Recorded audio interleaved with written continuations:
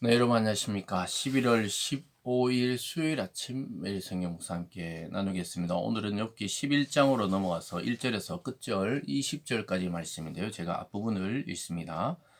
나아마 사람 소발이 대답하여 이르되 말이 많으니 어찌 대답이 없으랴. 말이 많은 사람이 어찌 어렵다함을 얻겠느냐. 네 자랑하는 말이 사람으로 잠잠하게 하겠으며 네가 비웃으면 어찌 너를 부끄럽게 할 사람이 없겠느냐.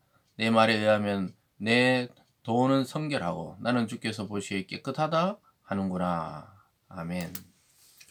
오늘 본문의 내용을 중심으로 네가 어찌 알겠느냐, 네가 어찌 알겠느냐라는 제목으로 말씀을 증거하겠습니다. 오늘 이 본문은 욥의 세 친구 중에서 엘리바스와 또 빌닷과 또 마지막 친구 이 소발이라는 자가 나타나서, 물론 나중에 또 늦게 도착하는 한 명이 있지만 어쨌든 이 먼저 와서 욥과 슬픔을 나누었던 그 친구 중에 소발이라는 친구가 오늘 욥의 그 항변에 대해서 듣다가 또 그를 공격하는 것을 보게 됩니다. 그래서 욥은 괴로워서 여러 가지 일을 하나님께 토로해 냈는데 그 이야기를 듣다가 소발이 이야기하죠. 네가 어찌 알겠느냐 이렇게 하면서 결국 이 소발도 처음에 엘리바스나 빌닷이나 마찬가지로 하나님이 죄 없는 자를 징계하지 않으신다는 이 보응의 원리로 또 욥을 비난하고 있습니다. 그런데 엘리바스는 어떤 신비한 계시를 통해 그에게 호소했고, 빌닷은 전통에 의해서 옛적부터 오던 자기 조상들의 그 원리에 의해서 했다면, 이 소발이란 사람은 하나님의 크고 위대하시고 또 지혜의 그 오묘하심을 들면서 욥이 네가 어찌 그걸 알겠느냐 이렇게 욥의 신앙과 그 고백을 비난합니다. 이 세 친구의 특징은 보응의 원리를 기본으로 깔고 있다는 거예요. 이것은 우리가 그리스도인이든지 아니면은 비그리스도인, 즉 아직 예수님을 영접하지 않은 일반인이든지 인간의 마음 속에 가장 기본적으로 보응의 원리를 추종하는 것이 깔려 있습니다. 뭔가 원인 없는 결과가 없다는 것이죠. 이 한계를 뛰어넘지 못하고 있는 신앙인들입니다. 물론 원인 없는 결과가 없습니다. 그러나 하나님은 그것을 뛰어넘는 또 섭리, 또 신비한 이 신비가 하나님의 세계에 있다는 것이죠. 그게 바로 믿지 않는 자의 고난처럼 믿는 자의 고난도 죄 때문이 아닌 때로는 하나님의 은혜의 연단, 즉 훈련이 있다는 사실을 잘 간과하는 것이죠. 그래서 요셉이 당한 고난이나 또 오늘 욥이 당하는 고난이나 또 사도 바울이 예수님 믿고 난 이후에 당한 고난이나 또 더 나가서 하나님의 아들 예수 그리스도께서 십자가에 죄 없이도 그렇게 죄인처럼 못 박히신 그 원리를 모르면은 기독교의 복음을 전혀 이해하지 못하고 있는 겁니다. 그래서 우리가 믿는 이 복음은 까닭 없이도 고난을 당하는데 그 이유를 우리는 다 알 수는 없어요. 그러나 하나님 앞에 나와 토해내고 또 그것을 심정을 아랠 때 하나님이 주시는 잔잔한 은혜가 우리 속에 오히려 고난 속에도 있다는 사실을 좀 시간이 지나면 깨닫게 돼요. 욥도 몇 달 동안 자기 몸이 죽을 것 같이 아프고 자녀는 죽고 재산은 다 망했을 때 그는 자기 자신을 원망하고 태어남을 원망하고 또 하나님의 그 이유 없는 징계에 대해서 괴로워하지만 하나님을 원망하지는 않았다는 것이죠. 그런데 계속해서 친구들은 옆에서 네가 하는 말들을 들어보니 이해가 안 된다면서 계속 지적하는 것이죠. 그래서 오늘 이 소발도 마찬가지로 너는 죄인이다 이것을 각인시키고 있어요. 3절 여러분, 내 자랑하는 말이 어떻게 사람으로 잠잠하게 하겠으며 내가 비웃으면 어찌 너를 부끄럽게 할 사람이 없겠느냐. 내 말에 의하면 내 돈은 성결하고 나는 주께서 보시기에 깨끗하다 하는구나. 네가 그렇게 의롭냐? 그렇게 깨끗하냐? 네가 이렇게 망한 것은 하나님이 너를 치셨기 때문이니까 빨리 회개하라.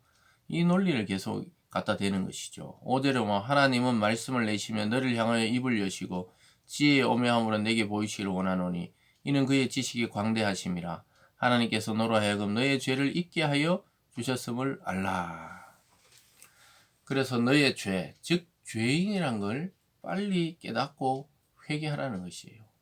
여러분 뭐 죄인이 아니란 게 아니에요. 모든 인간은 죄 가운데 태어나기 때문에 죄인인 건 맞아요. 근데 욥이 당한 이 고난만 볼 때는 욥은 이해할 수 없다는 거예요. 자기가 그렇게 의롭게 살려고 하고 말씀대로 살려고 하고 하나님의 법에 순종해 살려고 했는데 자기가 당하는 고난은 너무 가혹하다는 겁니다. 그렇지만은 이 소발이 보기에는 욥이 오히려 말이 많고 하나님 앞에도 자꾸 대든다 이렇게 생각하면서 난 너의 지혜보다 하나님의 지혜가 얼마나 오묘하고 크냐, 그러니 빨리 그 징계 받은 것에 대해 회개하는 거지요. 이 두 번째도 마찬가지예요. 욥은 하나님을 모르는 허망한 사람이다 이렇게 소발이 또 공격합니다. 7절에 보면요, 네가 하나님의 오묘함을 어찌 능히 청량하며 전능자를 어찌 능히 완전히 알겠느냐. 하늘보다 높으시니 내가 무엇을 하겠으며 수울보다 깊으시니 내가 어찌 알겠느냐. 다 맞는 말이에요. 이 소발이나 빌닷이나 엘리바스가 전제로 하고 있는 이 하나님에 대한 그 지식은 일부분 다 맞는 말이에요. 왜냐하면 하나님의 오묘함을 어찌 인간이 측량할 수 있겠냐, 맞는 말이에요. 전능자가 어찌 능히 완전히 우리가 알 수 있겠냐. 우리가 하나님 완전히 알 수 없다고 하는 거 당연한 것이죠. 하늘보다 높고 스월은 이 지옥, 즉 죽음의 장소, 이 하늘과 그 지옥 그 사이에 그보다 더 깊으신데 우리가 어찌 알겠느냐. 대단히 맞는 말입니다. 근데 이 맞는 말로 맞지 않는 상황에 대해서 공격한다는 것이죠. 그래서 이게 굉장히 무서운 겁니다. 이거는 특히 예수 그리스도를 믿고 있는 우리 성도들에게 하나님이 아주 큰 이 경고와 주의를 주시는 거죠. 우리가 아는 것이 어떠한 사람에게는 그대로 적용할 수 없는 문제도 있다는 사실을, 그것도 신앙적인 것조차도 그렇다는 거죠. 그래서 우리가 교회 내에서 또는 이 교회 밖에서 보는 많은 사람들의 그 당하는 어려움과 고난을 내 잣대를 가지고 평가하거나 함부로 판단하는 것은 거의 오류일 가능성이 많다는 것을 우리가 알아야 합니다. 11절에 보면요, 하나님은 허망한 사람을 아시나니 악한 일은 상관하지 않으시는 듯 하나 다 보시느니라. 허망한 사람은 지각이 없나니 그의 출생함이 들나귀 새끼 같으니라. 어떻게 보면 욥을 막 애둘러서 비난하고 있는 것이죠. 이 허망하다, 너는 허망한 사람이라는 거예요. 하나님을 그렇게 모르냐. 하나님이 악한 일을 행하는 것을 안 보시는 것 같지만 다 보고 계시다. 네가 하나님 몰래 지은 죄가 있으니까 빨리 회개하라는 거예요. 지금 욥의 관점과 이 세 친구의 관점은 완전히 지금 달라요. 네 명, 욥까지 네 명 다 같은 하나님을 섬기지만 신앙의 깊이와 칼라가 워낙 다르기 때문에 지금 욥에게 오히려 상처를 계속 주고 있는 것입니다.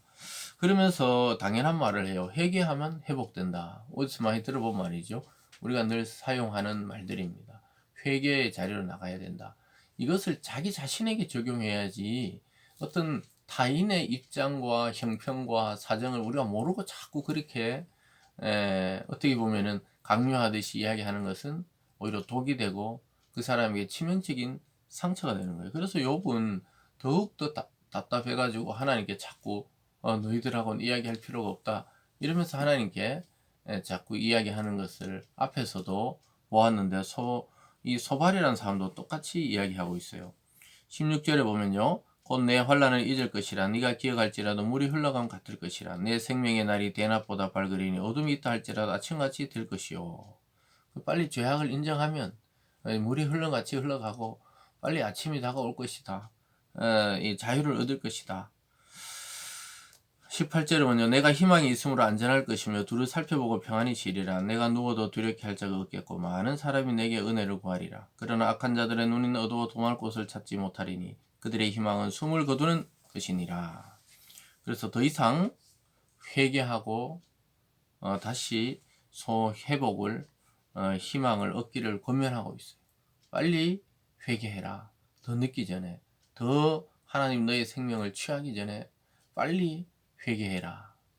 참 이 틀린 말이 아니죠. 모든 사람은 이 죄악에 빠져 있기 때문에 회개해야 되지만, 그러나 우리가 가진 이 신앙의 상식으로 깊은 고난을 당하는 자를 함부로 할 수 없는 게, 우리는 당해보지 않았잖아요. 그 입장이 되지 않고 그 입장에서 느끼는 하나님, 또 하나님과의 그 씨름함, 그 사람의 고뇌, 그 사람의 그 처절한 하나님 앞에 몸부림을 알지 못하면서 함부로 이야기하거나 또 신앙이나 말씀의 잣대로 그 사람을 정죄해서는 안 된다는 사실을 오늘 보여주고 있습니다. 사랑하는 여러분, 어리석은 말로 고난 당하는 자를 더 괴롭게 하지 말기를 바랍니다. 또 하나님의 지혜를 우리가 가지고 사람을 살리는 그런 언어 생활로 나아가야 할 줄 믿습니다. 기도하겠습니다. 사랑의 하나님 아버지, 우리가 고난을 당하는 자를 볼 때 오늘 이 세 친구들과 같은 입장일 때가 너무 많았습니다. 하나님 아버지, 우리 입을 닫고 하나님의 뜻을 구하는 그러한 지혜를 허락하여 주시고 사람을 정죄하는 것이 아니라 사람을 살리는 지혜로운 언어 생활로 나아가는 우리들 다 되게 하여 주시옵소서. 감사드리며 예수님 이름으로 기도드리옵나이다. 아멘.